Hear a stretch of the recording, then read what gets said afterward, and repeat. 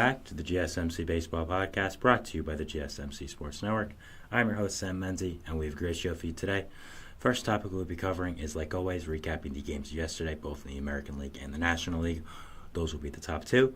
Then after that, we'll be going into talking about the Cody Bellinger injury for the Chicago Cubs, and then finally talking about Players Weekend returning to the MLB.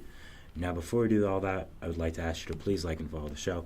We do get a number of questions from viewers, so to ensure that your question does get read in the air, please use the link, gsmcpodcast.net. It really does help the show, and it really does mean a lot, so thank you so much for that. And let's get into the show today.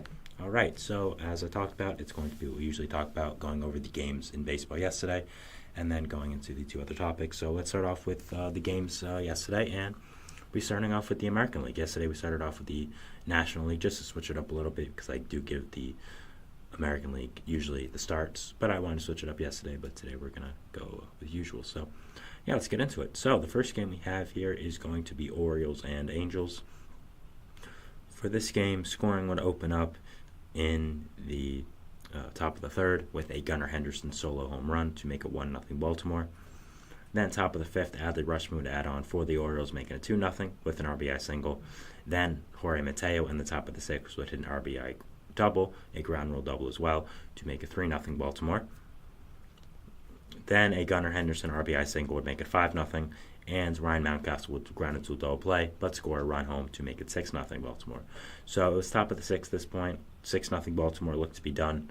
This game looked like, Baltimore was in the driver's seat, but not so fast. The Angels would start to come back, as in the bottom of the sixth, Mike Trout would hit his 10th home run of the year. What a resurgence season he's having already, to make it 6-1, and then a Taylor Ward 2-run home run would make it 6-3. Bottom of the eighth, Zach Neto would come in clutch with a solo shot to make it 6-4, his first of the year as well. And then Logan O'Hoppe in the bottom of the ninth would hit a RBI ground ball to make it 6-5 Baltimore. So the Angels would get close to scoring this game, to tying this game. Sorry, I mean they kept scoring all these runs, but after that, with a man on first and 2 outs, Joe Adell was caught stealing second base, and that would be the end of the game. So a really controversial end there. Unfortunate way to lose to the Angels, but they put up a good fight against a really good Orioles team, which is really all you can ask for them. For the Angels, they had on the mound Tyler Anderson. He went 5 innings pitched, 4 hits, 2 earned runs, 4 walks, 7 strikeouts, and a 1.78 ERA in the season. Had a really good start there. I think he's had a really impressive start to the season overall, something that's really not been expected, I'd say. So really good job for him. And for the Orioles, they had Dean Kramer on the mound. He went 5 1/3 innings pitched, giving him 3 hits, 2 earned runs, 1 walk, and 10 strikeouts, a 4.61 ERA in the season. So an okay start there. The 10 strikeouts is really nice, but just a good win for the Orioles all around. They scored early and they didn't flinch when they gave up some runs at the back end of the game. So really nice win there for them.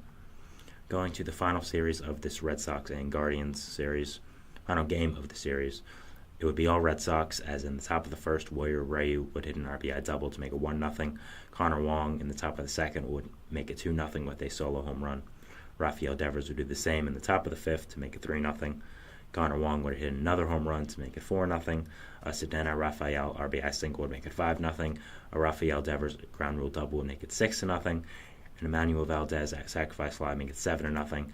And a Connor Wong RBI single would make it 8-0 Boston. And that would be it for the game, as Boston would end up winning the game 8-0. Guardians would not score in the entire game, only getting 4 hits to Boston's 16. So just an offensive barrage there. Really great job by them. Connor Wong as well had a great game. So yeah, just good things all around right now for the Red Sox, and just a great game by their offense. The Red Sox had on the mound Cooper Criswell, who was really phenomenal. 5 innings pitched, 3 hits, no earned runs, no walks, 3 strikeouts. More of a bulk reliever guy. He started the game yesterday and was, again, really fantastic. 5 innings pitched. Just a really great start by him, controlling this Red Hot Guardians offense. Really, really great job. Really impressive. For the Guardians, they had on the mound Carlos Carrasco. 5 innings pitched, 9 hits, 5 earned runs, 1 walk, 4 strikeouts, 3 home runs. Not a good start at all. 5 innings pitched, 5 earned runs. Not really what you want, but I think Carrasco was bound to come back down to earth eventually, having the great start that he did for Cleveland. I think at some point he was going to come back down to earth and be 2024 version of himself. So I still think he's a solid depth pitcher for this year, but we knew he wasn't going to keep having the season he was having currently. So Next game we have is going to be Tigers and Rays. Scoring would open up in the top of the first, where a Spencer Torkelson RBI ground ball would score Riley Green to make it 1-0 Detroit. Bottom of the first, Randy Arozarena would hit a solo home run to tie it up to make it 1-1. Bottom of the second, new Ray Ben Rortvedt would hit an RBI double to score Harold Ramirez to make it 2-1 Tampa. He's had a really strong season since coming over there. Jose Caballero would hit an RBI single to make it 3-1, and Johnny Diaz would make it 4-1 Tampa. So a really great job by the Tampa offense. Mark Canha, though, in the top of the fifth would get the Tigers a little closer with an RBI single to make it 4-3, scoring Javier Baez and Jake Rogers. Top of the sixth, Buddy Kennedy would hit an RBI single to score Matt Vierling to make it to tie up the game at 4. So really nice job by the Tigers offense to be resilient and just not give up. Javier Baez would get the big blow for the Tigers as he would end up giving them the lead with an RBI double in the top of the sixth to make it 5-4. Then a Ben Rortvedt RBI single would make it 5-5. And then a Curtis Mead 2-run shot in the bottom of the sixth would make it 7-5 Tampa. A really great job by the Rook to come and clutch there and give them the lead, and they would end up winning this game 7-5. So really nice job there. Going for the Tigers, they had on the mound Jack Flaherty, who was decent. 5 innings pitched, 7 hits, 4 runs, 6 strikeouts, no walks. You definitely need to be better than this. He's just been very mediocre since coming over to Detroit. I kind of expected that to be, but I think the Tigers were expecting a little bit more out of Flaherty. So if I'm Flaherty, I definitely want to improve a little bit, and I definitely want to get it going more. So for the Rays, they had an opener on the mound, Sean Armstrong. Then after that, Tyler Alexander was the bulk guy, going 4 innings pitched, 3 hits, 2 earned runs, 1 walk, 4 strikeouts. Just an ass start, not really anything too crazy on each side for the pitching, but the offense is really the story here. Great job by both offenses to just really hit the ball well and be really good. So next game we have here is going to be A's and Yankees. Yankees looking to win the series against the A's looking to win it against the red-hot Yankees. Bottom of the first, Aaron Judge would hit his 4th home run of the year to score Juan Soto, making it 2-0 in the early parts of the game in the bottom of the first. Bottom of the fourth, now Anthony Volpe would hit an RBI triple to score Austin Wells to make it 3-0 Yankees. Bottom of the fifth, in the same inning, bottom of the fourth, Juan Soto would hit a sacrifice fly to score Volpe to make it 4-0. Then in the bottom of the fifth, Anthony Rizzo would hit a solo home run to make it 5-0 New York. Top of the sixth, Brent Rooker would come in very clutch for the A's as he would hit a 3-run home run to make it 5-3, getting them right back in this game. But Juan Soto would enter right back for the Yankees, hitting a solo shot, his 6th as a Yankee, to make it 6-3 New York. Bottom of the seventh, Alex Verdugo would get another run on the board for the Yankees, more insurance for them, making it 7-3, and that is where the Yankees would end up winning this game 7-3. So really nice job not folding against this not tough opponent in the A's. Just a good, solid win for them. For the A's, they had on the mound Joe Boyle, who went 3 innings pitched, 3 hits, 2 earned runs, 4 walks, 6 strikeouts. Not a good start, kind of it. For the Yankees, they had Clark Schmidt, who went 5 1/3, giving up 4 hits, 3 earned runs, 2 walks, 6 strikeouts, and a home run. So pretty solid start there, I'd say. Not really. You don't really want to give up 3 earned runs in 5 1/3 against the A's, but it wasn't horrible, and wasn't that bad. So, but you can always improve, and I think that's what Schmidt's going to be working on for next time. Next game we have is going to be Blue Jays and Royals. Scoring would open up in the bottom of the first with a Salvador Perez RBI single to score Bobby Witt Jr. to make it 1-0.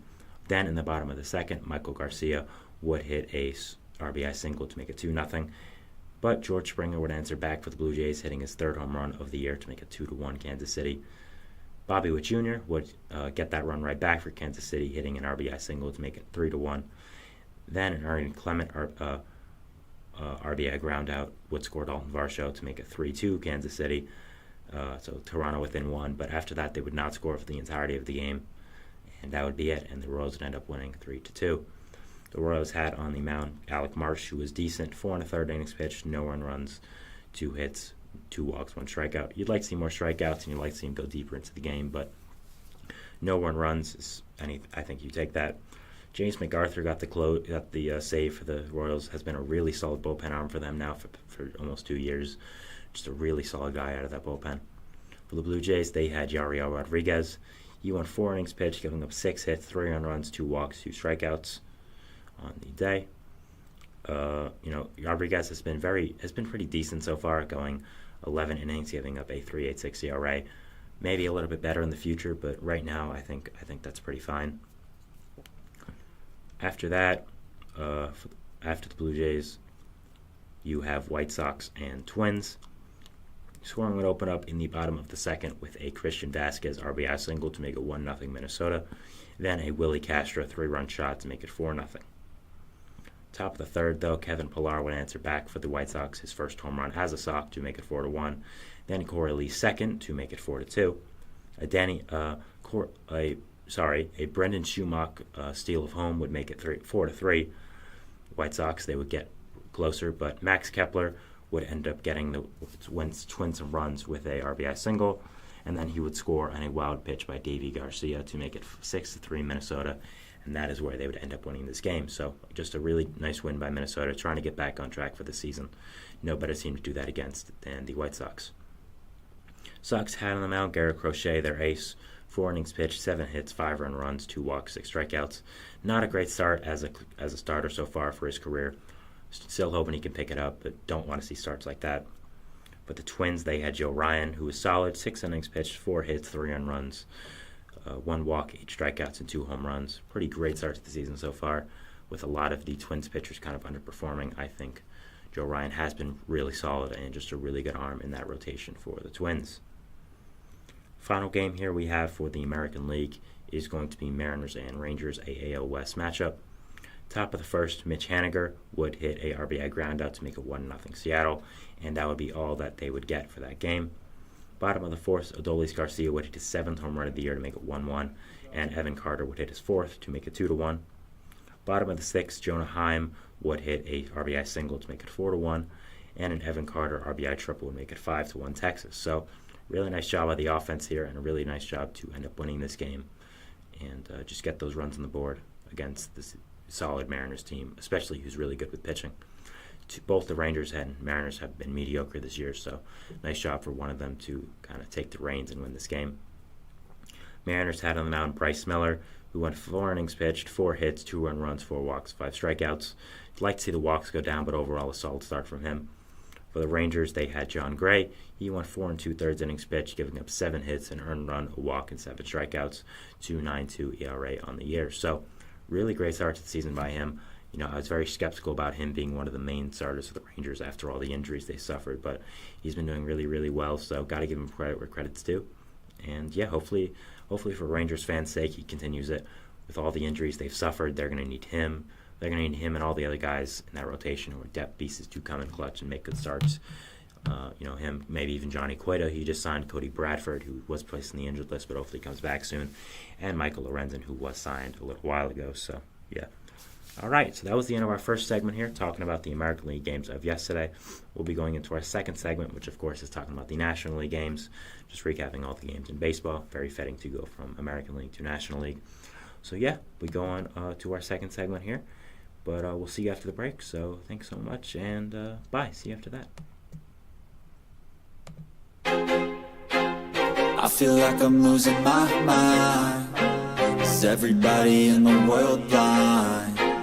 Please, Lord, give me a sign, a sign.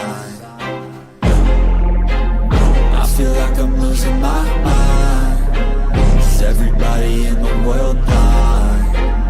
Please, Lord, give me a sign, a sign.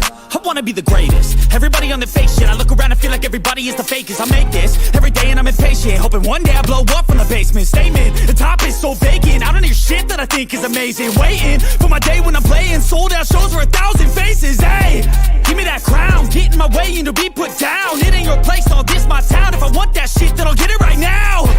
I'm losing it, the noose it fits. I'm losing shit, a stupid myth. You choose to live or choose to dip. You choose to fight or lose your grip and lose a gift. I feel like I'm losing my mind. Is everybody in the world blind? Please, Lord, give me a sign, a sign. I feel like I'm losing my mind. Is everybody in the world blind? And we're back here on the GSMC Baseball Podcast, bringing you our second segment, which is talking about the National League games of yesterday. Now, before we do that, I would like to ask you again to please like and follow the show. We do get a number of questions from viewers, so to ensure that your question does get read in the air, please use the link gsmcpodcast.net. It really does help the show, and it really does mean a lot, so thank you so much for that. And let's get into our second segment of the show today. All right, as we talked about, it is going to be about the National League games of yesterday. We just did the American League, so it's only fitting to do the National. So yeah, let's get into it. So the first game we have on the agenda is going to be the final game of this Mets and Giants series.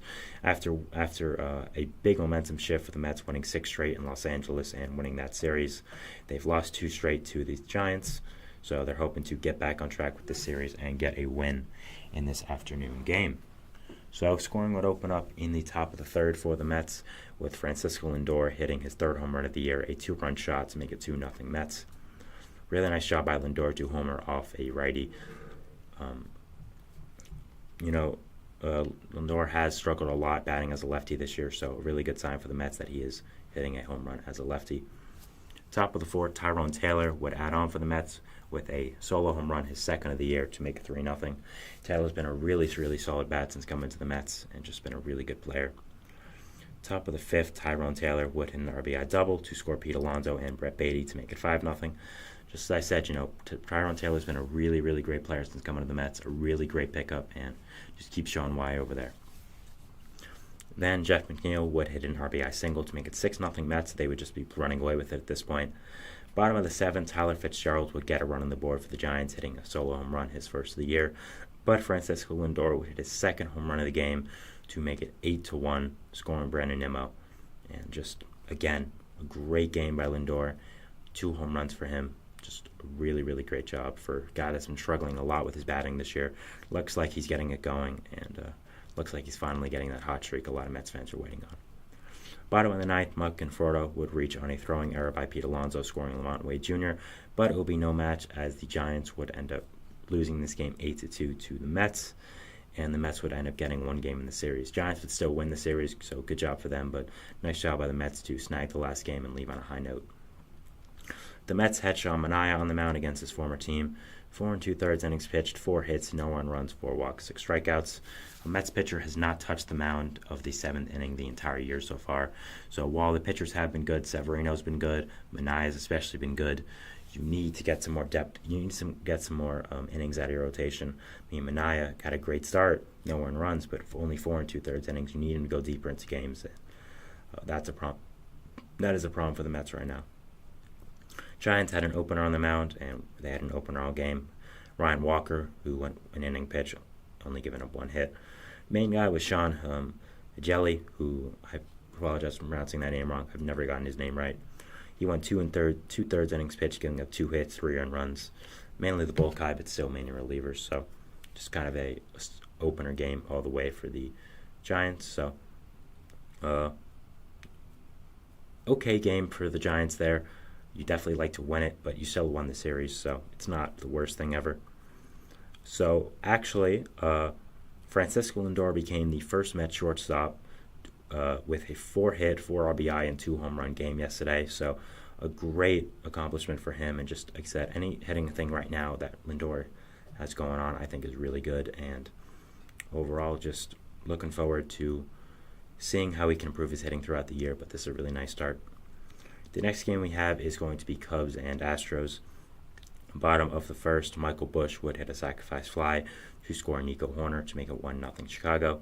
Then Dansby Swanson would hit a 3-run home run to make it 4-0 Chicago in the bottom of the 1st. The Astros would get some runs on the board in the top of the 3rd with a Jake Myers sacrifice bunt to score John Singleton. Then a Alex Bregman RBI single. Top of the 9th as well, Jose Altuve would hit 6 home run of the year to make it 4-3 Chicago. But the Astros still end up losing 4-3, and they would not score after that. Just continuing this rough year for the Astros. 7-18 now, 11 games under 500. I mean, man, oh man, they have been bad. Oh my goodness, they've been bad. Nobody expected this. And I think we could be seeing the end of their dynasty right now.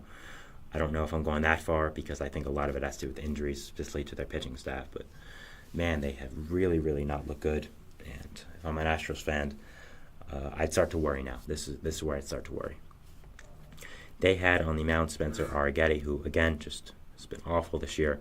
3 2/3 innings pitched, 7 hits, 4 earned runs, 2 walks, 7 strikeouts, 11 ERA on the season now. So has just not been what the Astros needed out of their depth arms in that rotation. For the Cubs, they had Jameson Taillon.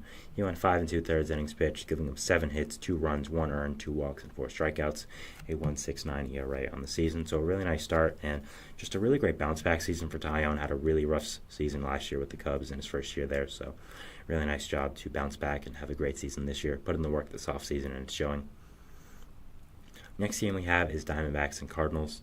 Top of the first, Christian Walker would hit a sacrifice fly for the Diamondbacks, making it 1-0. But after that, it will be all Cardinals, as in the bottom of the sixth, Nolan Arenado would hit an RBI single to make it 1-1. Then a wild pitch by Jordan Montgomery would score Wilson Contreras to make it 2-1. Nolan Gorman would hit a RBI single to make it 3-1, and a Lars Nootbaar RBI double to make it 5-1 would end up winning the game for the Cardinals, as they would end up winning 5-1. The Diamondbacks had on the mound Jordan Montgomery, making his second start as a Diamondback, this one against his former team now in St. Louis. 7 innings pitched, 7 hits, 3 earned runs, 1 walk, 4 strikeouts, 2.77 ERA in the season now. Great start by him. Nothing else to say there. Just a really solid start, and that's the Diamondbacks on him to do really good starts like that. For the Cardinals, they had on the mound Kyle Gibson. He went 6 innings pitched, giving up 5 hits, an earned run, 2 walks, and 6 strikeouts. Really solid start there. Hasn't really been that great this season, so getting a start like that out of Kyle Gibson, you better win it, and good job for the Cardinals that they did. Next game we have is going to be Phillies and Reds. Top of the first, Alec Boehm would hit an RBI single to score Trey Turner to make 1-0 in the first. Then top of the third, Alec Boehm would come in clutch again, hitting an RBI double to score Kyle Schwarber to make it 2-0. Boehm has been really, really impressive this season. Hadn't really lived up to his pedigree as a top draft prospect in the past few years, but has been really solid so far and has been really, really good. Bottom of the third, Will Benson would hit a solo home run to make it 2-1 to get some runs on the board finally for Cincinnati, but the Phillies would answer right back with a Johan Rojas RBI single to make it 3-1.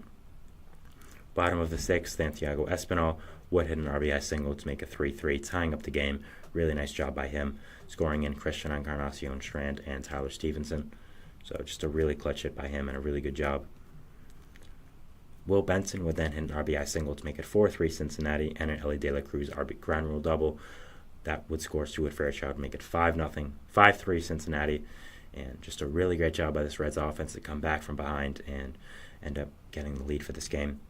Whit Merrifield with an RBI double to make it 5-4, but Santiago Espinal would answer right back with a sacrifice fly to make it 6-4. Spencer Steer would then hit a sacrifice fly himself to make it 7-4, and the Reds would end up winning this game 7-4. So really nice win by the Reds against this good Phillies team. Reds had on the mound Nick Lodolo, who was okay. I mean, not really anything too spectacular, just was okay.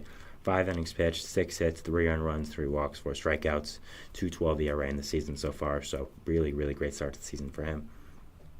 But the Phillies, they had on the mound Spencer Turnbull, who was phenomenal. 5 innings pitched, 3 hits, an earned run, 3 walks, and 8 strikeouts.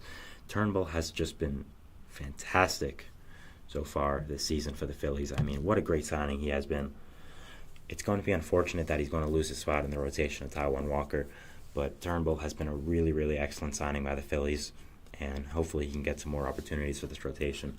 I think Phillies fans want it, and I'm interested to see if he can continue doing this. But a really great start to the season by him, and hopefully he does not lose his job. Next game we have is going to be Brewers and Pirates. The scoring would open up in the top of the third with a William Contreras RBI single to score Sal Frelick to make it 1-0. Then Rhys Hoskins would get hit by a pitch with the bases loaded to make it 2-0. And then a Blake Perkins walk would make it 3-0. Bottom of the third, Brian Reynolds would hit a 2-run home run, his third of the year, to make it 3-2. But after that, nobody would score, and the Brewers ended up winning this short-lived game 3-2. I say short-lived because it was really only exciting for the first half, and once it got past the third, nothing really went on. So for the Brewers, they had on the mound for this game Bryce Wilson, who was solid, 4 1/3 innings pitched, 3 hits, 2 run runs, 3 walks, 3 strikeouts, 3.50 ERA in the season. Not the best. Again, you'd like to see him go deeper into games. I feel like I'm saying that with every single pitcher nowadays, but still okay, and didn't give up that many runs. It was an okay start. For the Pirates, they had on the mound Josh Fleming, who went 2 1/3 innings pitched, giving up 1 hit, 2 runs, none earned, 2 walks, and a strikeout, a 1.42 ERA on the season. Good job for the opener by him, and just a quality start overall for Fleming, and nice job to eat some innings for this Pirates team. Next game we have is going to be Dodgers and Nationals.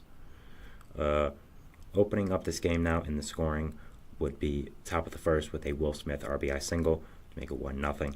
Then a Mookie Betts RBI single in the top of the second to make it 3-0. Nick Senzel would answer back for the Nationals, making it 3-1 with a solo home run. And a Joey Meneses walk with the bases loaded would make it 3-2. A Max Muncy RBI single would make it 4-2 LA, and then a Gavin Lux single would make it 6-2.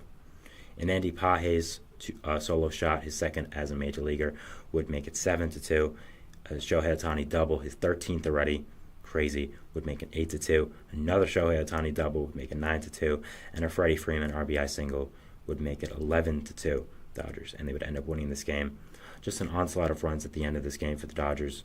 Really nice job by them to beat this national scene that again has been their Achilles heel these past few weeks or so. So good job for them.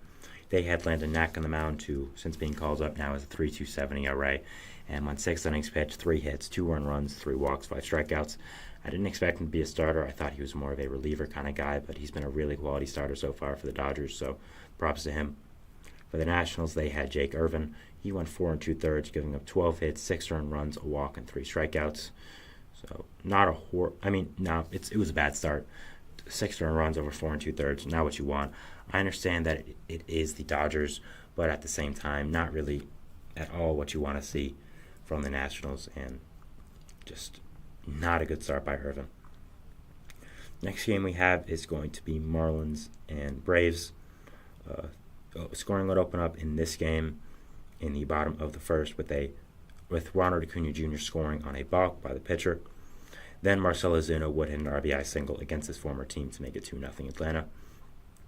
Top of the second, Jesus Sanchez would hit a solo shot, his second of the year, to make it 2-1. But Marcell Ozuna would answer right back with an RBI single to make it 3-1. Josh Bell in the top of the ninth would reach on a fielding error by Matt Olson, which would also score Luis Arias and Brian De La Cruz to tie up the game at 3. So really nice job by Miami to take advantage of this Matt Olson error and tie up the game. But in the bottom of the 10th, Michael Harris II would walk it off for the Braves as he would make it 4-3, and winning the game, of course, with that RBI double. So nice win by the Braves to beat this bad Marlins team, take advantage of that, and hit a nice walk-off to get some spirits up. They had on the mound Reynaldo Lopez, who again was incredible. 7 innings pitched, 3 hits, an earned run, 2 walks, 6 strikeouts.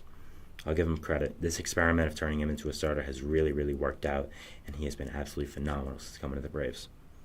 For the Marlins, they had Sixto Sanchez on the mound as the opener. 2 2/3 innings pitched, 5 hits, 3 earned runs, a walk, and 3 strikeouts. Not really what you want at all, but Sixto's not really a starter anymore, not really a guy that comes in at the start, so I'm not going to blame him too much. Was mainly just the bulk guy, but really didn't perform there as well, but hopefully he can perform better in the future. Final game we have here is going to be Padres and Rockies. In the top of the first, Ha-Sung Kim would hit an RBI double to score Xander Bogaerts and Fernando Tatis Jr. to make it 2-0 San Diego. And a Jackson Merrill sacrifice fly would make it 3-0 San Diego. And a Yugi Rodriguez RBI single would make it 4-0 San Diego. And then in the top of the sixth, Jackson Merrill RBI grounder would make it 5-0 San Diego. So really nice job by this offense to start the game like that and just really, really score. In the bottom of the sixth, Ryan McMahon would hit a solo shot to make it 5-1, and Elias Diaz would do the same to make it 5-2 in the bottom of the eighth. But he'll be no match as the Padres would still end up winning this game 5-2. They had the knuckleballer Matt Waldron on the mound, who went 6 innings pitched, giving him 4 hits, an earned run, 3 walks, and 5 strikeouts. Really solid start to the season so far. Hopefully he can bring the knuckleball back to baseball. I think that'll be really, really exciting and just really, really fun. The Rockies had Ty Black on the mound, who went 5 innings pitched, 5 hits allowed, 4 runs, 2 walks, no strikeouts, no home runs. And that start for him in Colorado against an offense like the Padres, I feel like that's the best you're going to get. So, not really complaining. That will be it for our segment 2 today, talking about the National League games of yesterday. Going into our third segment, we will be talking about the Cody Bellinger injury for the Chicago Cubs and the impact that is going to have on the team and just overall. So yeah, we'll talk about that, and we'll see you after that. So thanks, and bye. Looking for your daily fix of sports talk without having to pay for it? GSMC Sports Network is available on YouTube. Just search GSMC Sports Network. Get your fix of daily sports talk shows on YouTube, absolutely free. NFL, college football, NBA, MLB, MMA, UFC, fantasy football, and so much more. GSMC Sports Network has shows running all day long, with new sports shows starting every 2 hours. Just like on your favorite cable sports channel, except GSMC Sports Network is absolutely free. Just search GSMC Sports Network on YouTube to catch one of your new favorite shows, like the GSMC College Football Podcast, Chip Shot Football Podcast, Hoops and Heels Women's Sports Podcast, GSMC Basketball Podcast, and so many more. Check it out for yourself. GSMC Sports Network, now available on YouTube absolutely free. Search GSMC Sports Network on YouTube right now.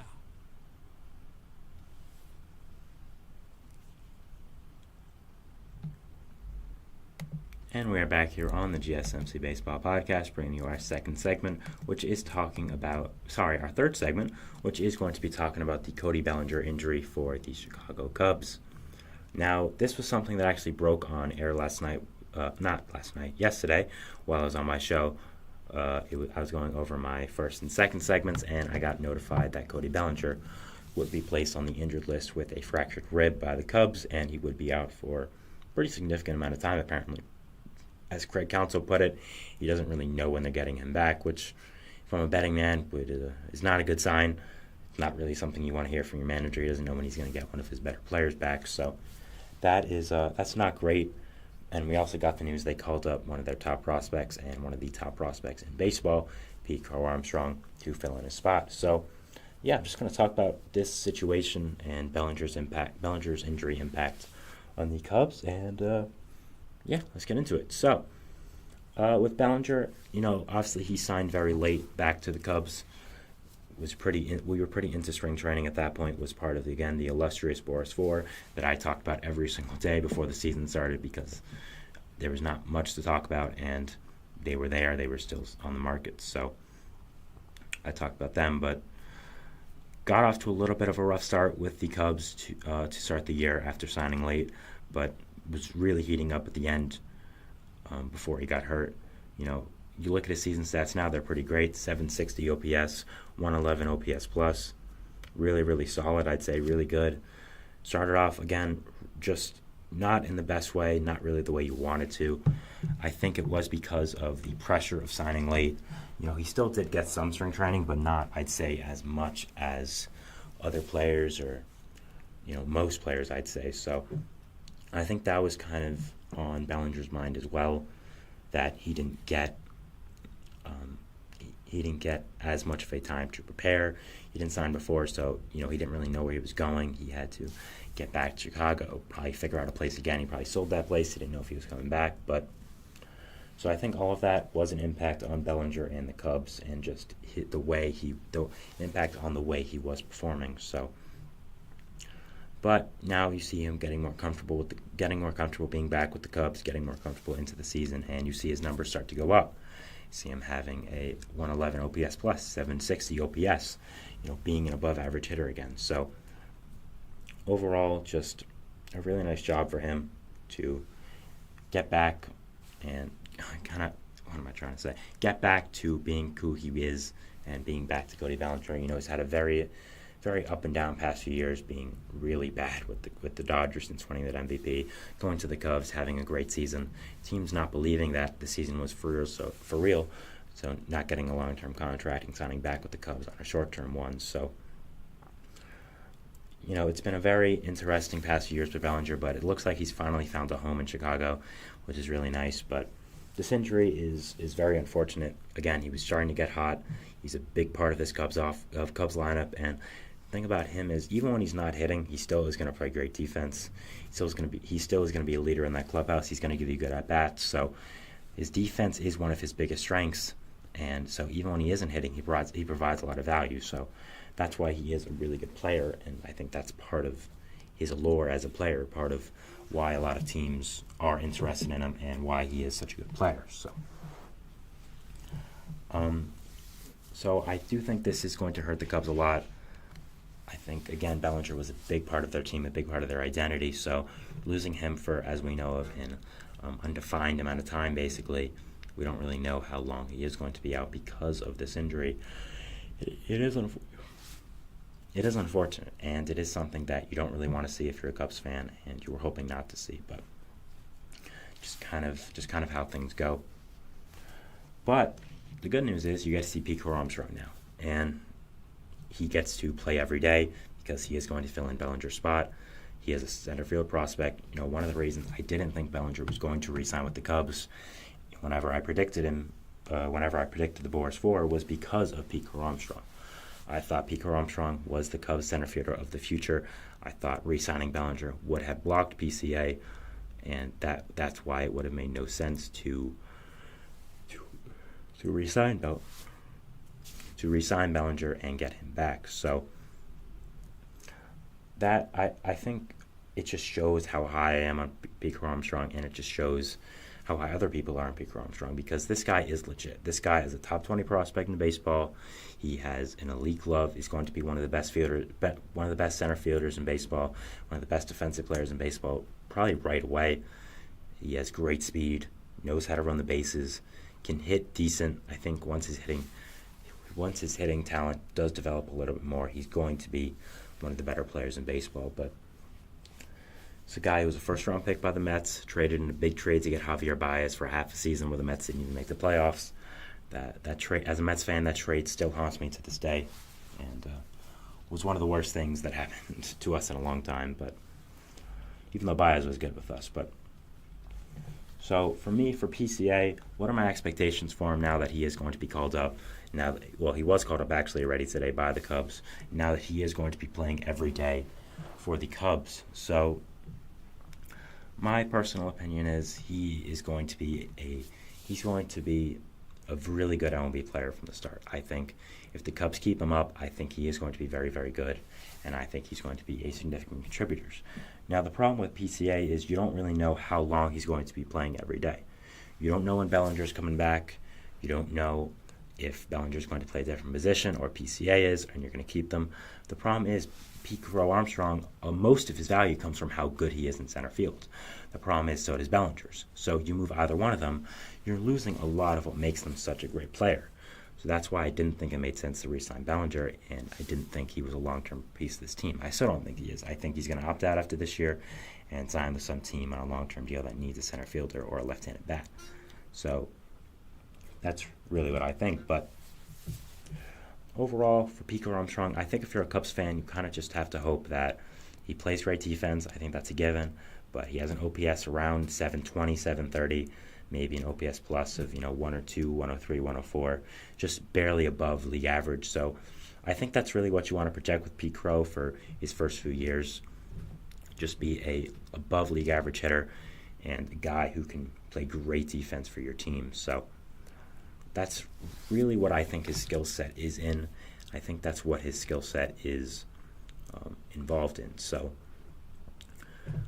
if you're a Cubs fan, I think, again, that's what you're watching with Pete Crow. You're not watching how well he's going to hit, or not. I'd say, of course, you want him to hit well, but you don't want him. You're not going to be watching him trying to be a superstar. He's not going to be one of those big hitting lefty bats that just comes up right away and is a big part of your lineup. No, but he's going to be a really solid player. That's going to run the bases well. That's going to field well. That maybe lays down a bunt or two. Plays amazing defense. So that's really what you're watching with Pete Crow. But again, it is unfortunate for the Cubs that Bellinger just get hurt right when he was starting to heat up, and I think that's an unfortunate injury for them.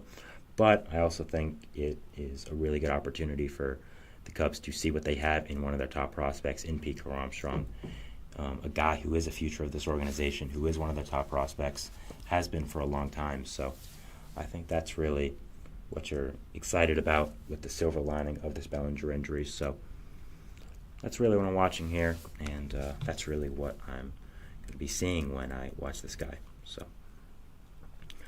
now going to a little bit of an outlook for the Chicago Cubs. Now, so far in the season, the Cubs have been doing pretty well, I'd say.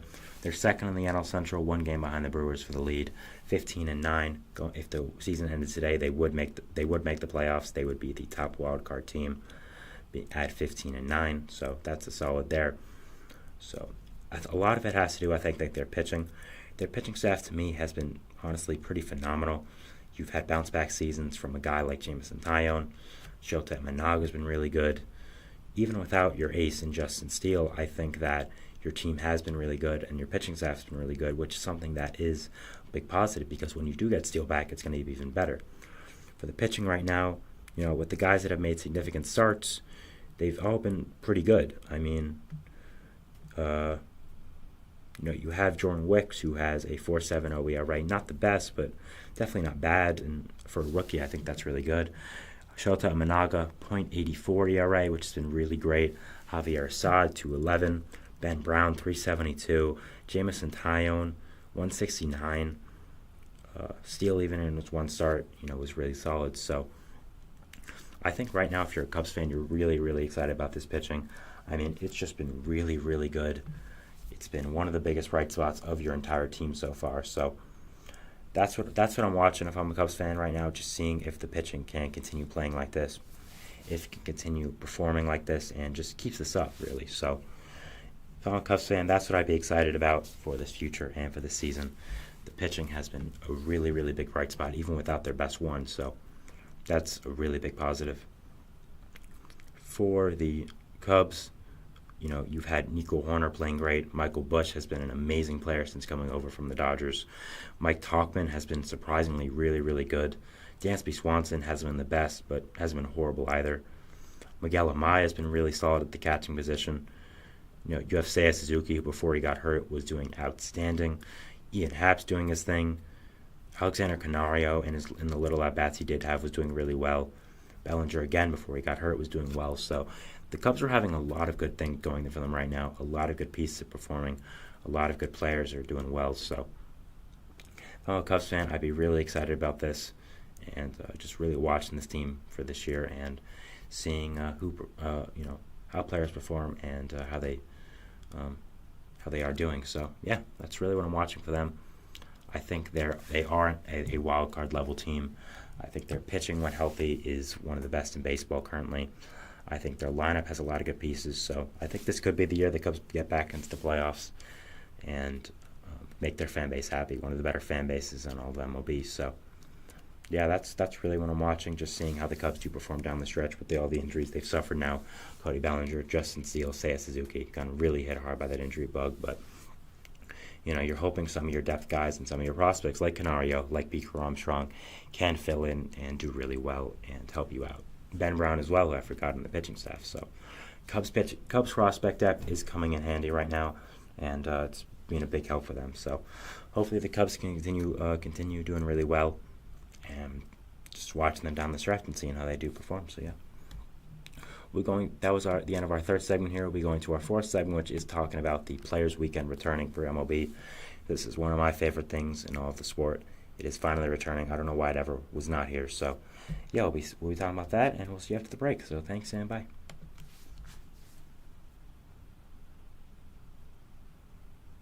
For the best and latest podcasts available anywhere, go to the podcast app on your cell phone and type in GSMC. To access free content-rich podcasts on health and wellness, book reviews, sports, entertainment, relationships, social media, movies, technology, finance, and even weird news. Subscribe and download the GSMC Podcast Network's family of shows, available everywhere podcasts are found.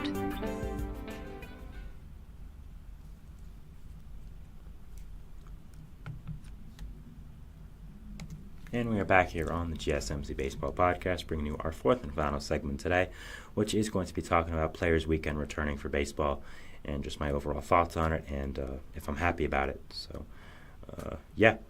All right. So it was announced today by Jesse Rogers, a ESPN staff writer, one of the most reliable people in the game, that MLB is bringing back Players Weekend in August, and it was then confirmed by MLB, who made some promos about it. So this is really exciting. I think this is one of the best things in all of baseball.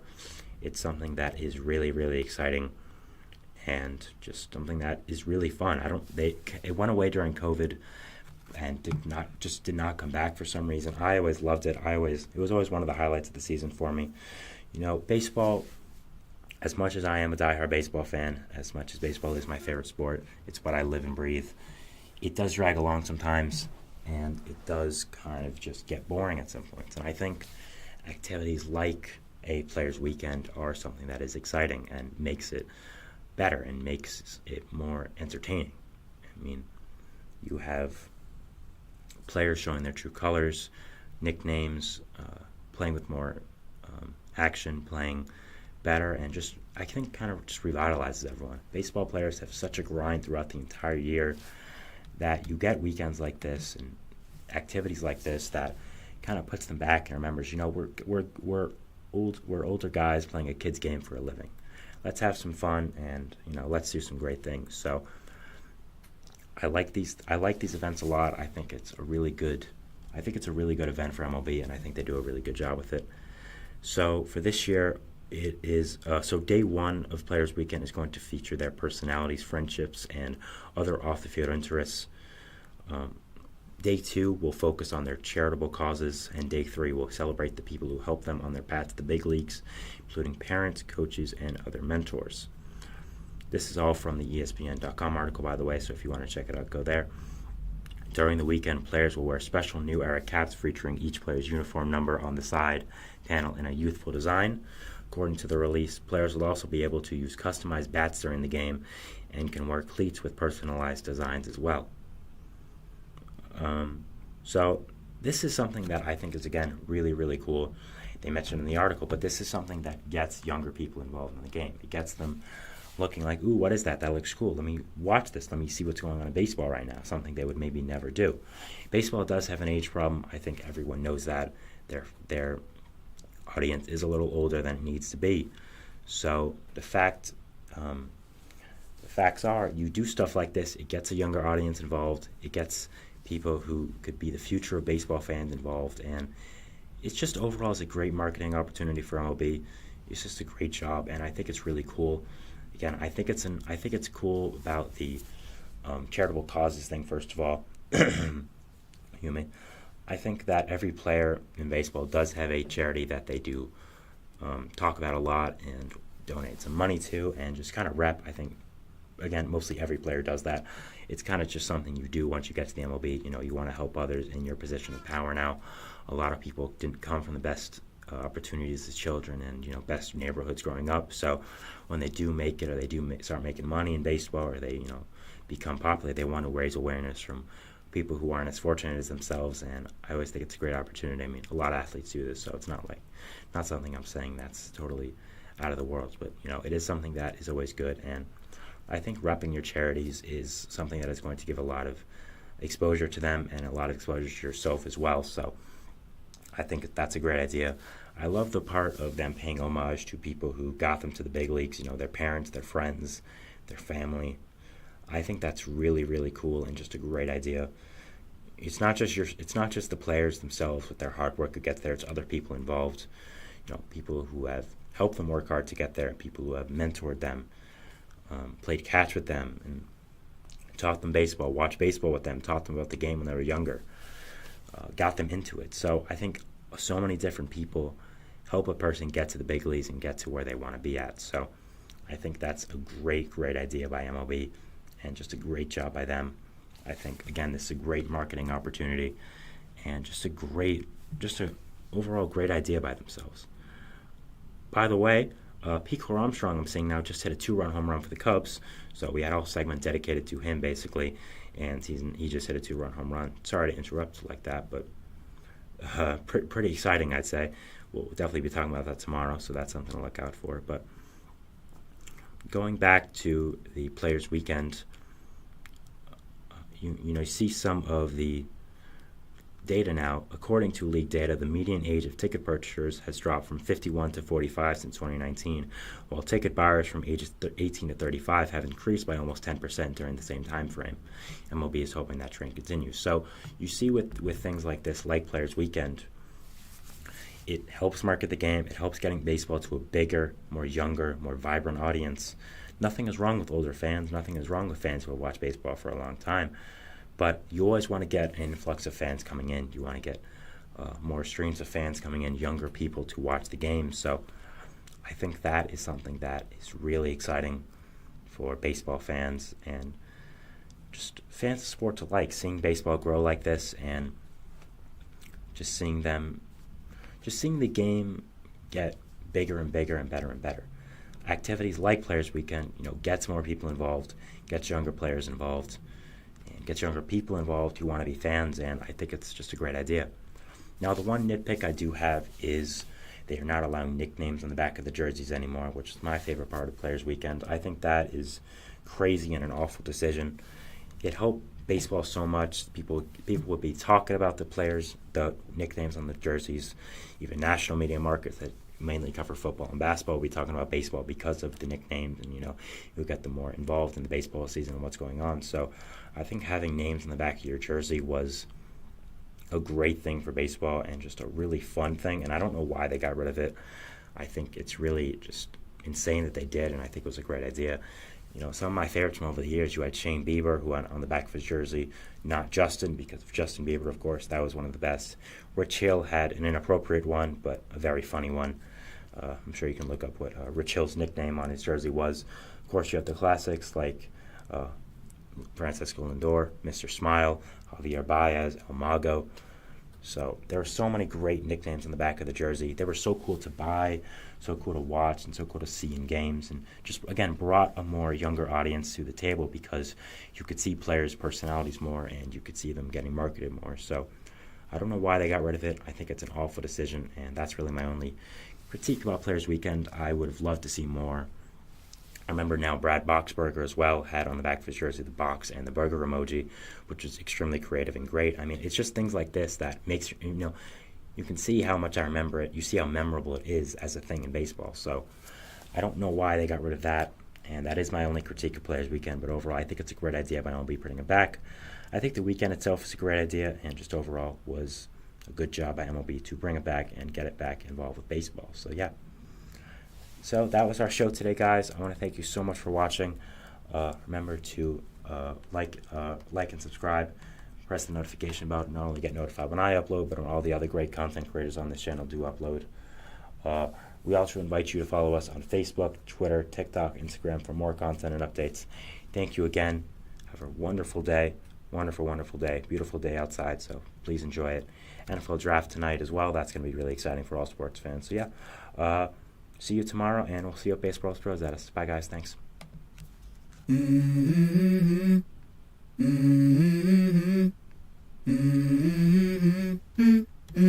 Let's go. I wake up to a little bit of drool on my pillow, feel like it's gonna be a bad day. Yeah, I'm tired of shit, and the coffee ain't hit yet.